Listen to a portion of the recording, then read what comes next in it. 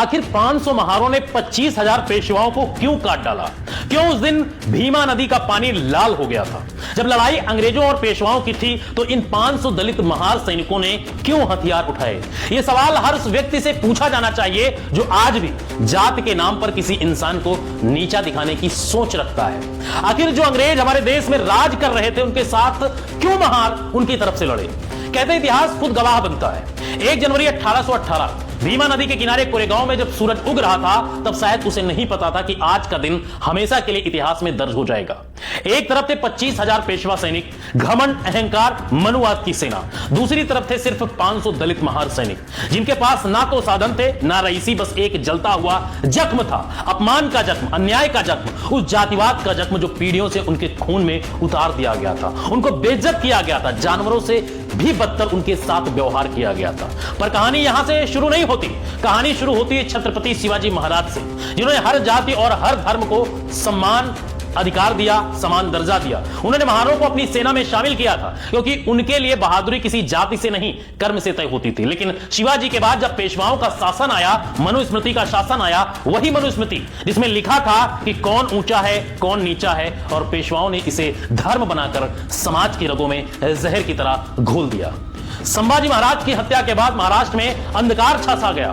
उनके शरीर के टुकड़े औरंगजेब ने नदी में फेंक दिए। जब गांव की औरतें, जनाबाई और कुछ महार युवक रात के अंधेरे में अपने राजा के शरीर के टुकड़े उठाकर अंतिम संस्कार करने लगे, तब पेशवाओं ने उन्हें सजा दी, झाड़ू और मटका बांधकर, ताकि जहां से वो गुजरे उनके पैरों के निशान मिट जाएं और उनके मुंह से निकला थूक जमीन को अपवित्र ना करे। सोचिए, ये वही समाज था जो दिन में धर्म की बात करता था और रात में इंसानियत को मार देता था। शिवाजी की सेना में जो महार उनके साथ कंधे से कंधा मिलाकर लड़ते थे, वही महार अपने ही देश में अछूत बना दिए गए। पेशवाओं की ये जातिवादी सोच ने न सिर्फ मानवता का गला घोटा बल्कि पूरे मराठा गौरव को कलंकित कर दिया।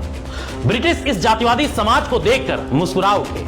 जब ब्रिटिश हमारे देश में आए तो उन्हें लगा कि इस देश पर राज करना तो बहुत आसान है, यहां पर जिनको दबाया गया है उनको अपने पक्ष में कर लो।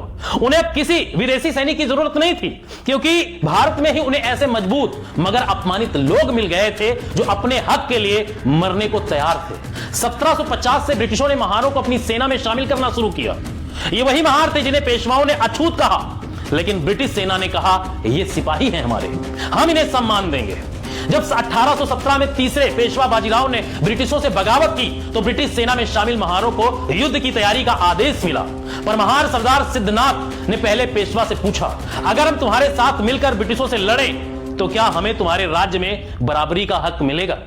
पेशवा ने हंसते हुए जवाब दिया, लड़ो या मत लड़ो, पर तुम्हारे लिए सुई की नोक जितने भी जगह पेशवा साम्राज्य में नहीं होगी। तुम अछूत थे, अछूत हो और अछूत ही रहोगे। बस यही पल था जब यह युद्ध महारों के लिए सत्ता का नहीं बल्कि सम्मान का बन गया।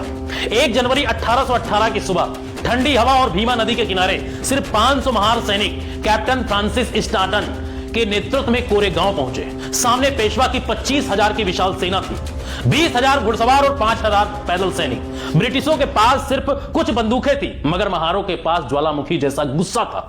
उस गुस्से की आग जो सदियों के अपमान से जलती हुई आ रही थी, अपने अंदर के अपने सम्मान को जीतने के लिए वो धड़क रही थी। लड़ाई शुरू हुई। पेशवाओं ने सोचा कुछ ही मिनटों में सब खत्म हो जाएगा, लेकिन दोपहर होते होते इतिहास बदल चुका था। महज 500 महार सैनिकों ने 25,000 पेशवाओं को धूल चटा दी। ये कोई युद्ध नहीं था, ये जातिवाद पर मानवता की जीत थी। पेशवाओं का मनुवाद भीमा नदी के किनारे दफन हो गया और यही कारण है कि बाबा साहब डॉक्टर भीमराव अंबेडकर हर साल 1 जनवरी को अपने अनुयायियों के साथ भीमा कोरेगांव की इस धरती पर नतमस्तक होने जाते थे, क्योंकि यहां इंसानियत ने पहली बार जाति पर विजय पाई थी। पर कहानी यहीं खत्म नहीं होती। इस देश में नीचता की हद तब पहुंची जब दक्षिण भारत के त्रावणकोर में मूलाकर्म टैक्स लगाया गया। मूलाकर्म टैक्स यानी स्तन टैक्स। महिलाओं को अपने स्तन को ढकने के लिए टैक्स देना पड़ता था। हां, आपने सही सुना। अगर कोई दलित महिला अपने शरीर को ढकना चाहती थी तो उसे टैक्स देना पड़ता था। जितना बड़ा उसका स्तन होगा उतना ज्यादा टैक्स देना पड़ता था। सोचो कितनी नीच हरकत थी ये। एक दिन नांगेली नाम की दलित महिला ने विद्रोह किया। जब कर वसूलने वाला उसके घर पहुंचा तो उसने अपने स्तन काटकर थाल में रख दिया और कहा अब लो टैक्स। वो वहीं मर गई। उसके पति ने शमशान में जाकर उसी की चिता पर छलांग लगा दी।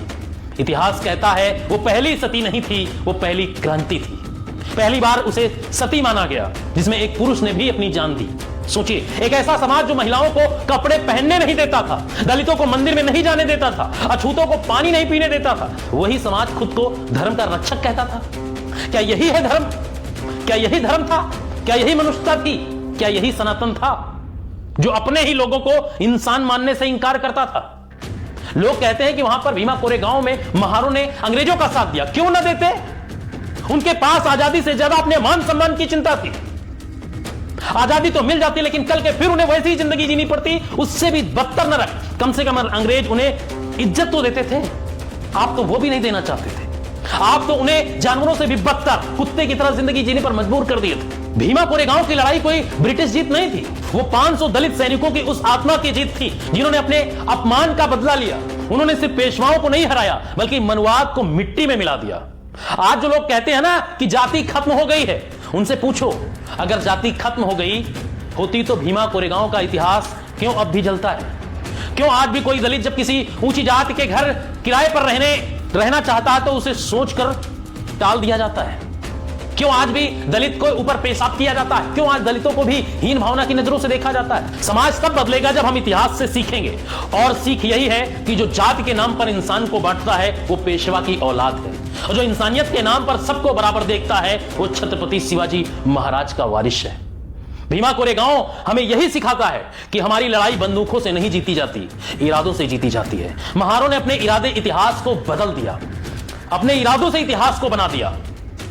जिस तरीके से आपको बता दें कि आज भी हमारे समाज में बहुत सारे ऐसे लोग हैं, सभी वैसे नहीं होते, सभी पेशवा वैसे नहीं थे, लेकिन जिनकी सोच वैसी थी, आज के समय में सभी महाराणा प्रताप नहीं बन सकते, सभी महाराणा प्रताप नहीं बन सकते। कोई मान सिंह भी होता है इसी देश में, मान सिंह की भी औलाद इस देश में है, महाराणा प्रताप की भी है, शिवाजी की भी है, उस पेशवाओं की भी है जिन्होंने स्तन टैक्स वसूला था।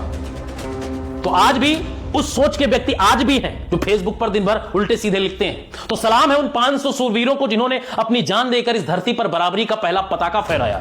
सलाम है उस नांगेली जैसी महिलाओं को जिन्होंने अपने शरीर से विद्रोह लिखा, और सलाम है बाबा साहब को जिन्होंने उस विद्रोह को संविधान में बदल दिया और तमाम सारी चीजें लिख दी। आज भी सवाल वही है, क्या हम उस बलिदान के काबिल बने हैं?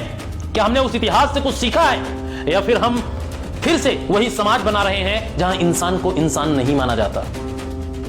अगर दिल में जरा भी इंसानियत बाकी है तो भीमा कोरेगांव को सिर्फ इतिहास की तारीख मत समझिए, इसे वो तारीख है जो अछूत कहलाने वालों ने दुनिया को सिखाया है कि सम्मान कोई भीख नहीं है, संघर्ष से मिलता है, और संघर्ष से हम कुछ भी हासिल कर सकते हैं। ये नहीं है सभी महाराणा प्रताप की औलादें नहीं है इस देश में, बहुत सारी ऐसी औलादें हैं जो मान सिंह की भी हैं, बहुत सारी ऐसी औलादें हैं जो पुष्यमित्र शुंग की भी हैं, बहुत सारी ऐसी औलादें हैं जो इस देश में आज भी, जो वो घटना स्तन टैक्स वाली है, जिस तरीके से महारों के साथ अत्याचार हुआ है, सभी वैसे नहीं है पेशवा।